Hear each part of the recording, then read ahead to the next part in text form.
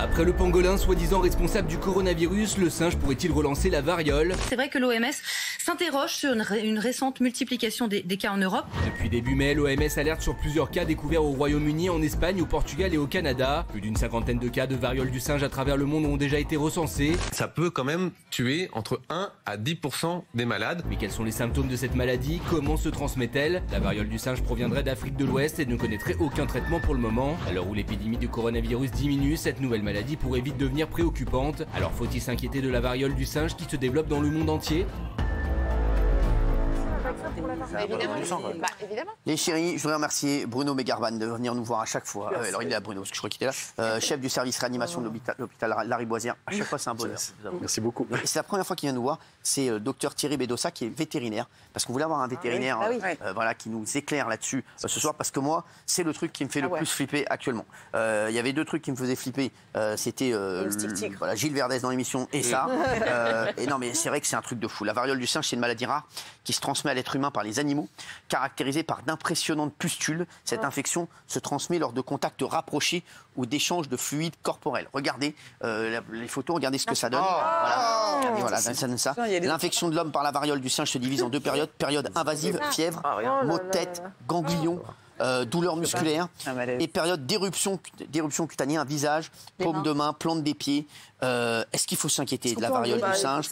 C'est vrai que, regarde, on va voir d'autres photos. Hein. Oh non. Voilà, regardez. Non, on est fragile. Hein. Allez, on va.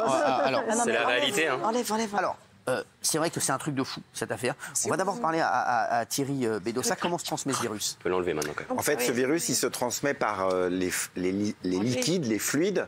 Donc, par exemple, lorsque le singe qui est dans sa forêt éternue, ou tousse, ou se déchire une pustule sur une branche, et que quelques minutes plus tard, un humain passe par là, et la contamination, elle peut survenir. C'est incroyable. Il y a quand même peu de chance. Et là, aujourd'hui, c'est quoi? C'est un animal sauvage, c'est des animaux sauvages. Donc là, c'est vraiment qu'il y ait un humain qui passe. Il y a une quarantaine de cas, là. On se dit, ouais, il y a une quarantaine de cas. On se dit que ça peut... Pourquoi il y a plus de chances maintenant de l'avoir qu'avant? En fait, c'est lié, là on bascule directement dans une problématique environnementale. C'est lié à la fragmentation des habitats sauvages. Et il y a plus de contacts aujourd'hui, comme on l'a vu avec le Covid, hélas. Il y a plus de contacts aujourd'hui entre les populations d'animaux sauvages et les populations d'humains.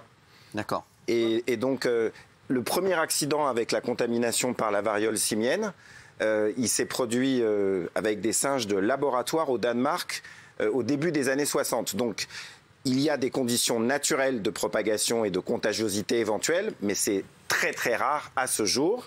Et il y a aussi des conditions qui sont favorisées par l'environnement du laboratoire et de l'expérimentation animale.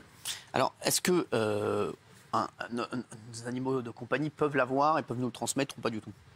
À ce jour, je n'ai aucune info qui me permettrait de vous dire que les chiens, les chats sont des vecteurs de ce virus et risquent de le transmettre à l'homme. En revanche, il y a eu, par exemple, une épidémie, mais très circonscrite, de variole simienne chez des humains aux États-Unis en 2003. Et à l'époque, c'était parce que des rats géants qui venaient de Gambie avaient été vendus aux États-Unis comme animaux de compagnie. C'est ça. Donc, se pose le problème. Ça vient des rats géants de Gambie, des écureuils, les singes. Regardez, voilà. Le rat géant. Voilà, donc ça, voilà, un rat géant. Là, c'est un rat. Là, sur la tête de ma Ce rat, il sauve des vies. Quand il est entraîné pour détecter les mines, en Afrique, il sauve beaucoup de vies. Ah ouais, tu voyez ou pas? Donc, voyez, oui, on a plein de questions à vous poser. Je sais que là, il y a plein de questions qui tombent actuellement sur les réseaux. Oui, Béatrice.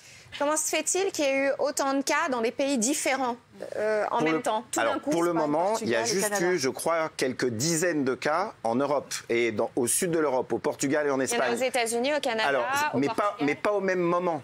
Pas forcément au même moment. Et après, c'est lié au fait qu'on passe notre vie à côtoyer des animaux, les animaux de la faune domestique, mais aussi dans certaines circonstances, comme par exemple quand il y a eu la mode des rats géants de Gambie vendus comme animaux de compagnie aux États-Unis.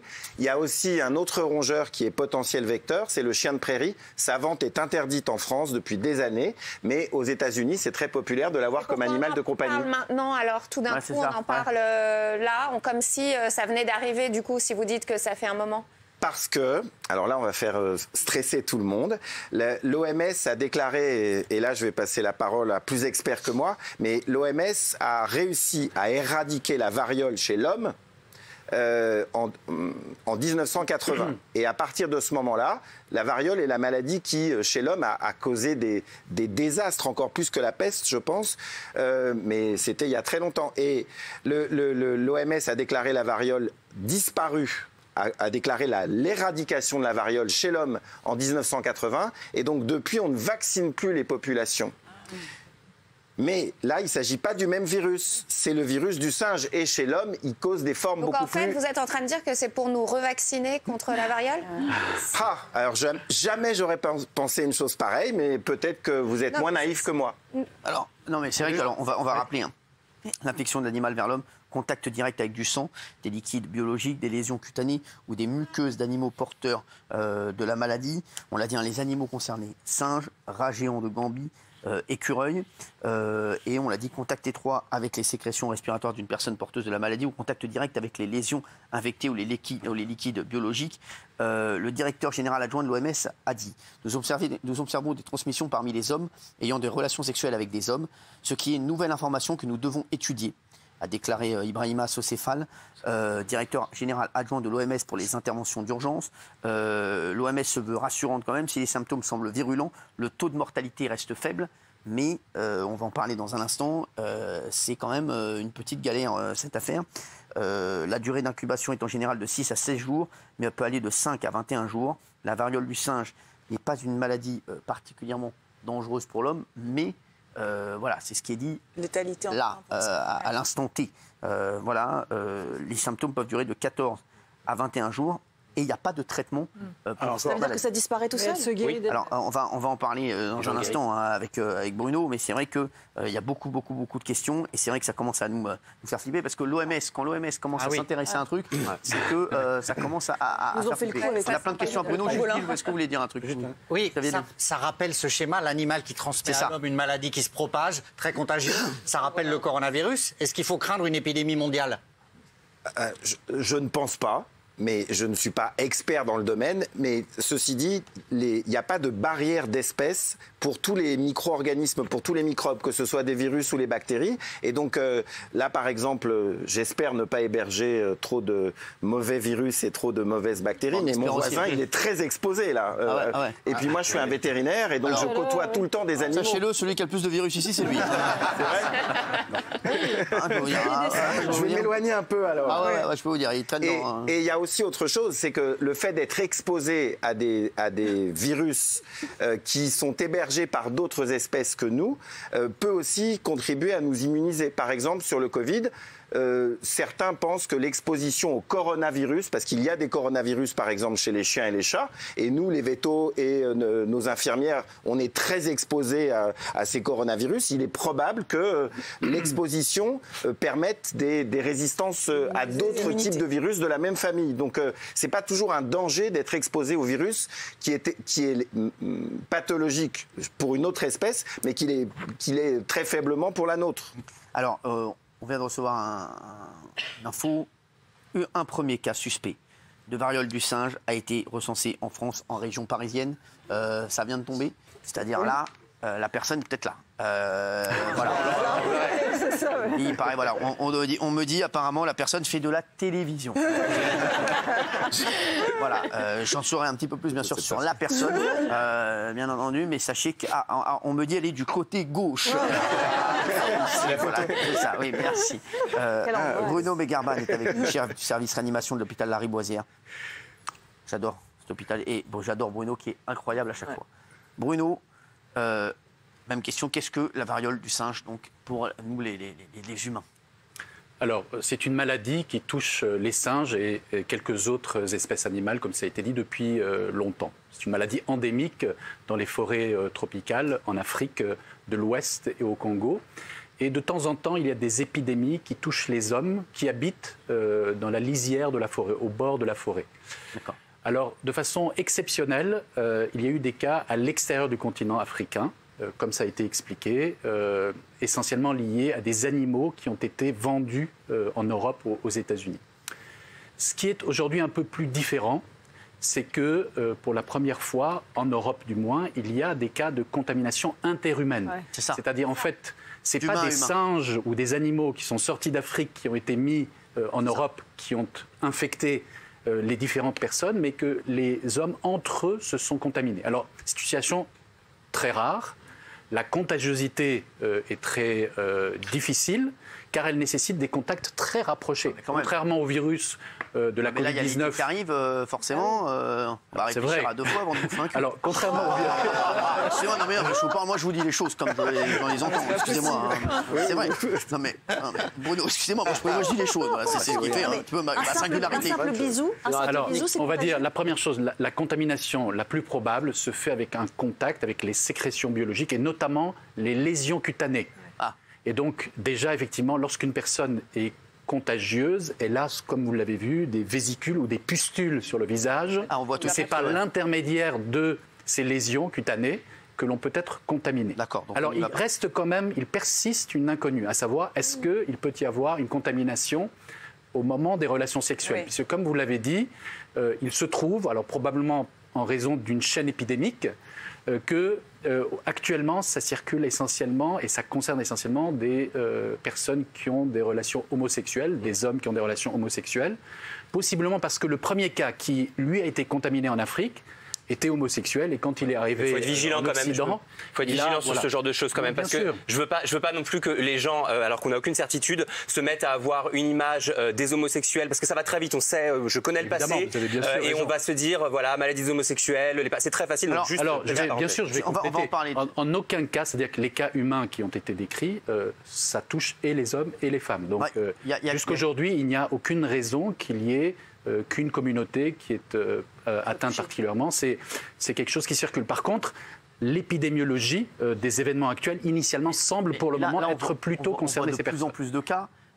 Est-ce que ça laisse des traces ? Est-ce que ça laisse des séquelles ? Alors, d'abord, les images que vous avez montrées, c'est la variole humaine classique. Ce sont des photos anciennes, car comme ça a été dit, la variole a été éradiquée en 1979 de la planète. C'est-à-dire aujourd'hui, le virus de la variole humaine n'existe que dans 2 laboratoires aux États-Unis et en Russie. Sinon, il n'existe pas. La France n'a plus d'ailleurs. Alors aujourd'hui, c'est quoi ? Vous avez dit quand même, on a des pustules, on a des... Alors, c'est une éruption qui... Alors, il y a une première phase où on a de la fièvre, on a une sorte de syndrome grippal, comme la Covid. Non, mais juste, on en chie ou bien ça va ? C'est une infection comme une grippe. Et puis ensuite, très rapidement après, apparaissent ces lésions qui commencent sur le visage, puis qui s'étendent au corps, notamment sur la paume des mains, sur la plante des pieds. Comment on soigne ça ? Alors, ce sont des lésions cutanées, donc qui vont évoluer. Alors, c'est d'abord une rougeur, puis ça gonfle un peu, puis après ça fait une vésicule, puis une pustule, et puis ça sèche comme une croûte et ça tombe. D'accord, mais donc l'évolution naturelle est vers la guérison. Le risque de décès est faible. On n'a pas de séquelles. De séquelles. Alors, c'est des lésions qui touchent la peau. Tout ce qui touche la peau peut laisser des traces. D'ailleurs, la variole humaine avant laissait des cicatrices. Voilà, mais c'est des cicatrices. Bon, d'un point de vue esthétique, il pourrait poser problème si c'est sur le visage. Bien sûr, mais c'est pas non plus la catastrophe. D'accord. Je vois marqué douleur musculaire. Si on ressemble à un dalmatien. Oui, dans la première phase, comme la grippe, comme la Covid, on va avoir de la grippe, on va avoir de la fièvre, on peut avoir des douleurs musculaires, des myalgies. On peut avoir mal à la gorge, on peut avoir des ganglions. Mal à la gorge. Voilà. Ça, c'est la première phase, la phase d'invasion. Ensuite, le virus se localise dans la peau et crée ces lésions. Ça dure combien de temps cette phase d'invasion ? Alors, la phase d'invasion dure 4-5 jours. Par contre, après l'éruption cutanée, le temps entre les rougeurs et la cicatrisation définitive peut durer 3 semaines. Et c'est donc ces lésions cutanées qui sont essentiellement contaminantes. Et donc, à nouveau, je répète, le potentiel de contamination interhumain est faible. Donc, il ne faut pas s'attendre à ce qu'il y ait une épidémie avec des milliers de cas. Il faut un contact très rapproché. et notamment en contact avec la peau. Pourquoi il y a de plus en plus de cas alors? Parce que moi, ça c'est une bonne question. Donc, il y a un volet qui a été expliqué. Effectivement, on voit aujourd'hui que l'homme va dans des contrées de plus en plus profondes dans la forêt et donc est à risque d'être en contact avec des virus avec lesquels habituellement il n'était pas censé entrer. Mais aussi le deuxième point qui a été soulevé, c'est la vaccination contre la variole humaine. Donc effectivement, il semble que cette vaccination protégeait au moins à 85% contre le risque de dissémination d'autres types de varioles, notamment la variole du singe. Et cette vaccination a été interrompue en 1979 à la suite de la déclaration par l'OMS de l'éradication de la maladie. Donc ceux qui sont nés avant 1979 sont vaccinés contre la variole. À l'inverse, ceux qui sont nés après 1979 ne le sont pas. Et donc, il se pourrait que ceux qui sont vaccinés soient mieux protégés, même si on ne sait pas si, effectivement, avec le temps, cette protection diminue ou pas, et s'il faut faire des rappels ou pas.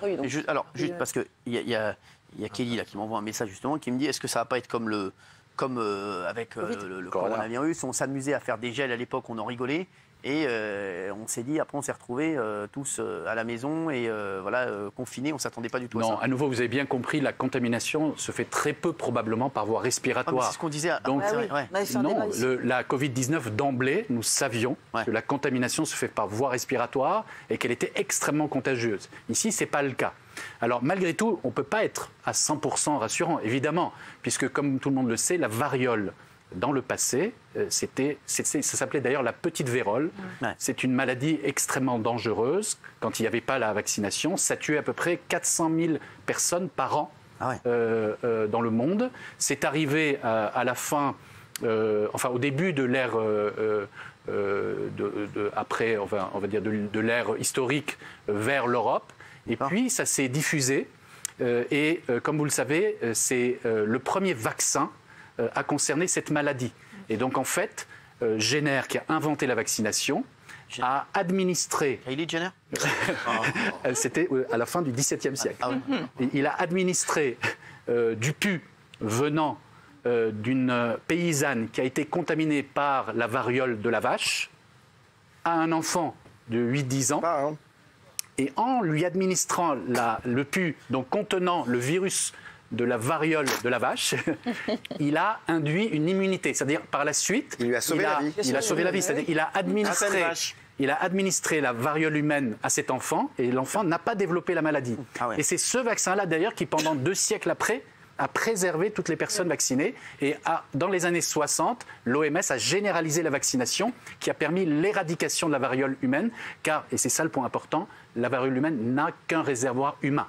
Alors qu'ici, la variole du singe a un réservoir animal. Et donc, évidemment, l'éradication est beaucoup plus difficile. Est-ce que nos animaux domestiques peuvent être justement contaminés, en revanche? Alors, donc, je ne suis pas vétérinaire, mais effectivement, ça a été dit tout à l'heure par mon collègue. Les animaux qui peuvent développer la variole sont essentiellement les écureuils, les rats. Il y en a plein dans les villes. À la caisse d'épargne. Les pangolins, encore lui, et les singes.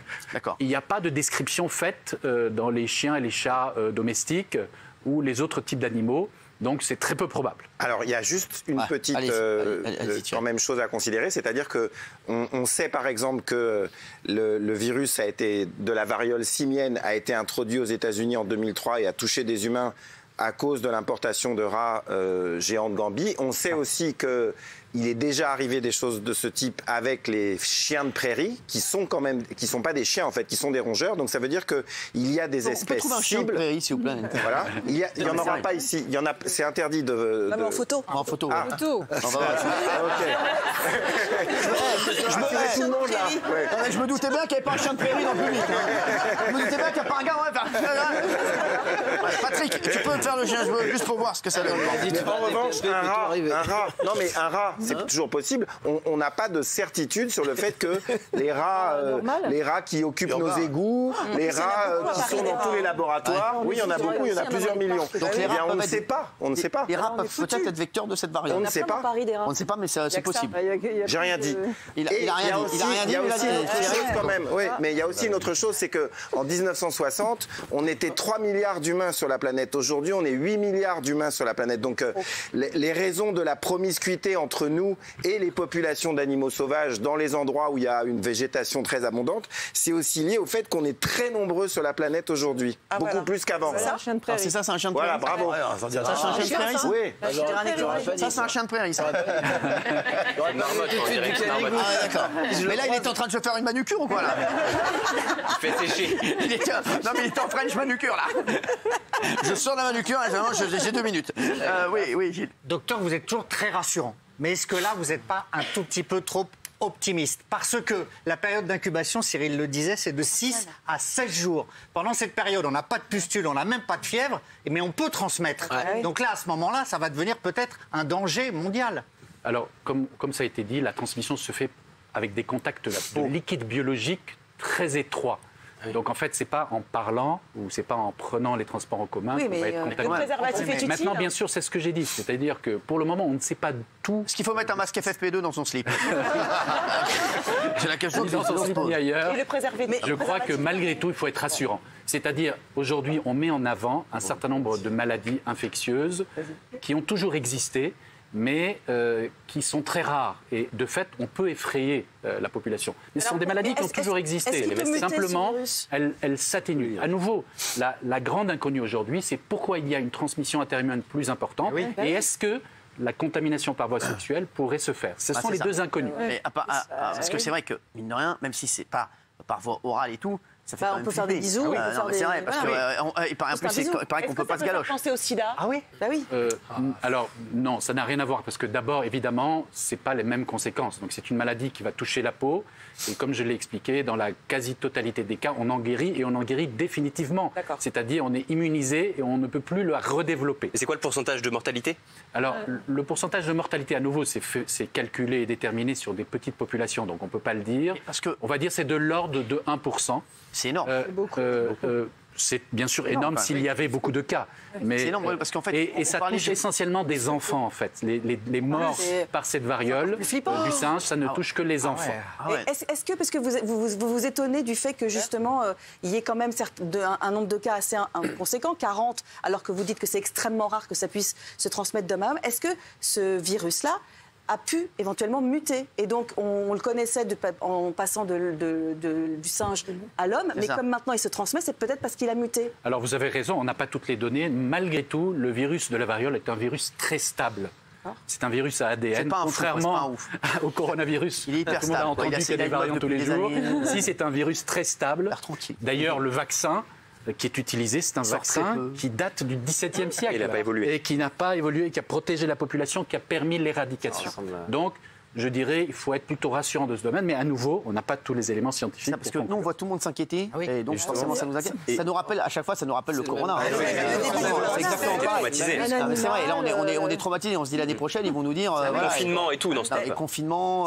Souvenez-vous, Cyril, on avait fait une émission ici qui s'appelait Faut-il avoir peur de ce nouveau variant? Et on était là en disant non, mais c'est un truc qui est loin, ça se transmet pas forcément avec les chauves-souris, de pangolins. Exactement. Alors là, c'est les chiens de prairie. C'est vrai, moi déjà que je ne vais pas beaucoup dans les prairies, là je peux te dire, j'avais une petite maison là-bas, je vais pas y aller. Oui, beaucoup de médias parlent de cette épidémie. Est-ce qu'ils en auraient autant parlé il y a quelques années avant le Covid? Ou bien est-ce que c'est le Covid qui nous a traumatisés et du coup on tombe dans une sorte de paranoïa? Est-ce qu'on en aurait parlé il y a quelques années, en 2017, en 2018 par exemple? Probablement. En tout cas, il y a eu des épidémies en dehors de l'Afrique dans les années 2000. Personnellement, je n'en avais jamais entendu parler. Donc effectivement, la médiatisation aujourd'hui met en avant et attire l'attention sur des problématiques qui restent quand même tout assez rares. À nouveau, c'est très intéressant d'un point de vue médical, scientifique, épidémiologique, mais ce n'est pas demain que vous allez attraper la variole du singe, soyez rassurés. Vous êtes sûr? Le risque de réattraper la Covid-19 me paraît beaucoup plus important. Ouais, enfin, moi je me souviens d'un médecin qui disait au tout début, c'est pas parce qu'il y a 3 Chinois qui toussent qu'on va fermer le monde entier. Bien sûr. On ne sait plus qui croire en fait. C'était le professeur Raoult. Non, mais tout le monde a bien compris, la contamination ne se fait pas par les aérosols. Et donc elle nécessite un contact très rapproché, très prolongé, et surtout avec les liquides biologiques. Donc avec les pustules et le liquide, le pus qui sort de la peau. Mais est-ce qu'on va avoir peur demain aussi d'aller... bon, moi, c'est pas pour moi, mais pour lui, je sais qu'il... Enfin, non, lui aussi. Voilà, Guillaume Janton, est-ce qu'il va y aller, il va réfléchir à 2 fois avant d'aller embrasser une fille quoi? Non, je peux le rassurer, il peut embrasser tranquillement. Non, c'est vrai, vraiment. Vous encouragez au préservatif. Oui, le préservatif. Alors, non, à nouveau, aujourd'hui, il n'y a aucun argument pour laisser penser que la contamination se fait par voie sexuelle. Pourquoi vous disiez les 2 hommes tout à l'heure? Non, j'ai dit que actuellement, on va dire, l'épidémie semble avoir débuté avec des hommes qui ont des relations homosexuelles. Donc sexuelles? Pourquoi? Pas nécessairement, parce que justement, ils ont eu des relations proches et donc ils ont été probablement contaminés par la peau. Voilà, par la peau. Maintenant, effectivement, persiste la question, est-ce que c'est la peau qui les a contaminés ou est-ce que c'est les relations sexuelle elle-même. Et ça, on ne sait pas. Oui, je suis désolé, mais un homme, ça a la même peau qu'une femme. Donc si c'est entre hommes, c'est obligatoirement sexuel. Parce que sinon, je vois pas pourquoi les hommes homosexuels se contamineraient plus par la peau avec un contact de la peau. Non, parce que la personne initialement qui a été contaminée, la personne initialement qui a été contaminée en Afrique était possiblement, mais à nouveau, c'est une hypothèse, homosexuelle. Et donc, elle a contaminé des personnes. C'est une chaîne épidémique. C'est une chaîne épidémique. Si vous nous rejoignez, on parle de ce qui inquiète tout le monde. Bien entendu, en ce moment, cette affaire, la variole du singe. Il y a un cas qui a été recensé en région parisienne il y a un instant.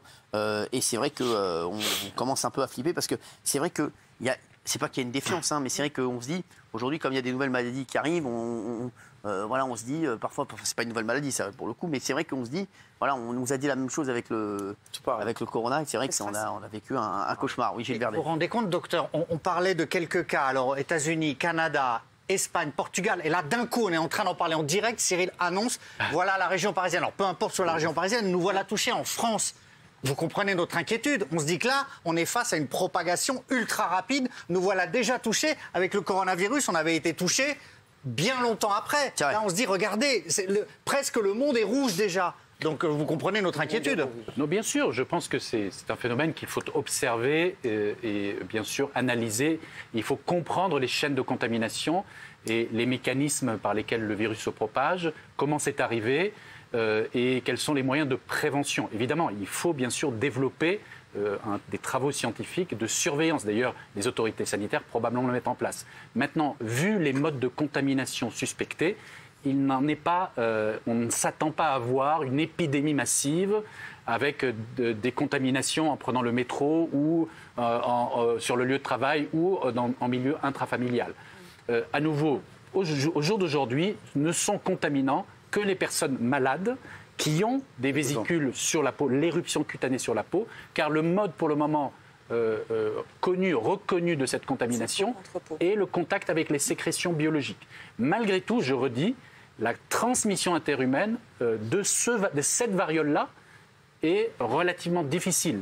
Mais tout ça, ce sont des données qui sont basées sur des données antérieures au moment où effectivement c'était en lisière des forêts. Donc il y a quand même une inconnue, donc je ne peux pas dire tout va bien, ne regardons pas ça, mais pour le moment c'est que quelques cas. Oui, on met le projecteur sur une maladie infectieuse relativement rare et à mon sens peu contagieuse. Et puis, c'est pas une nouvelle maladie. C'est ça. Quand le Covid est arrivé, personne connaissait le Covid-19. Là, c'est pas une nouvelle maladie. Cette maladie, elle a été décrite dans les années 60 lors d'une contamination d'humains qui travaillaient dans un laboratoire où des singes étaient captifs. Donc, c'est une maladie connue depuis longtemps. Donc, c'est très différent. Relativiser, voilà. Mais c'est vrai, le mode de contamination entre les hommes mérite d'être exploré pour savoir exactement quels sont les risques, pour prévenir. Juste une question pour les enfants. Vu qu'ils ont la varicelle, comment concrètement on peut faire la différence? Alors vous avez raison. Alors je dirais, c'est le diagnostic différentiel principal. Alors d'abord évidemment, la varicelle est beaucoup plus commune. Donc si un enfant présente une éruption pustuleuse, c'est d'abord la varicelle.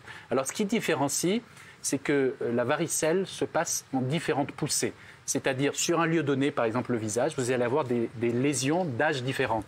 Donc vous allez avoir des rougeurs, des vésicules, des pustules, des croûtes au même moment, au même endroit. À l'inverse, la variole se fait en une seule poussée. Donc toutes les lésions vont évoluer de la même façon. Et bien sûr, la variole du singe, à nouveau, ça n'est que quelques cas. La varicelle, c'est des millions de cas, ça n'a rien à voir.